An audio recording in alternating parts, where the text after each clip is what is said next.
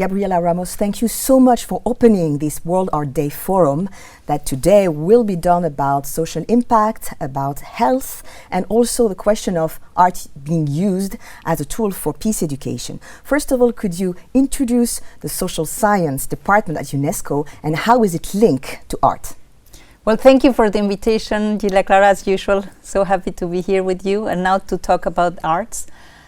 Is the social and human sciences sector of UNESCO, and we cannot understand humanities, which is this science that tries to explain how do we behave as humans, how do we connect as humans, how do we build humanity without the arts. And therefore the agenda that I have, which is particularly to foster inclusive societies, cannot go without arts. There are many things, there are policies, there are legislation, there are investments to be done for social inclusion, but arts is one of the most powerful tools we have to bring people together. So art is the most powerful tool for putting people together. That's why we decided to title this forum Art and Human Dignity. Could you tell us some projects that your department is working on right now in order for us to give us concrete ideas? Well, first of all, let me tell you that we have been inspired. This is nothing new. We have been inspired for so many artists that have created powerful artwork, but that they have also used it for social purposes. And I can think of Nina Simone and the civil rights movement in the US. I can think of Frida Kahlo, my compatriota, who also used her power to advance an inner thinking of what does it mean to be a woman in a very machist society of the time. And therefore we are inspired by how much art can bring messages that are more powerful to convey when you link it with this creativity, with this creation of the artist. And therefore in my sector we're also using and deploying art to advance our agenda for social inclusion. We have the art labs for social justice and dialogue. We are implementing it, for example, in Yaoundé, in Cameroon, in Chad, in conflict zones that then is that you have fractured societies and people that don't even talk to each other, but through art you can bring them together. When you dance together, you cannot fight. When you paint together, when you connect with the humanity of the other through the creative expression of arts, it's very difficult that you go back to your trenches and to the way we fought.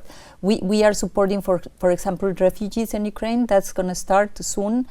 Art also provides a shelter, a very human shelter for all the horrors that some people experience. And then when you get them into that wonderful protective bubble of arts, they regain their human dignity. We have now half of the 2 billion people living in conflict zones or very conflictive areas.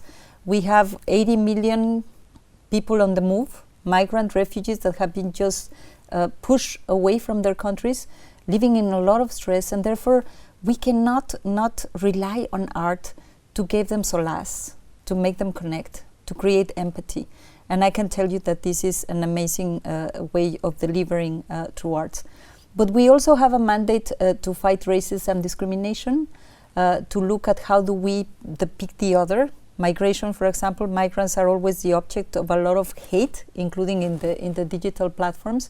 And therefore, through the creative expression of arts, you can also foster empathy in those communities that are always close up and that don't want to look to the other, and therefore we're also using that.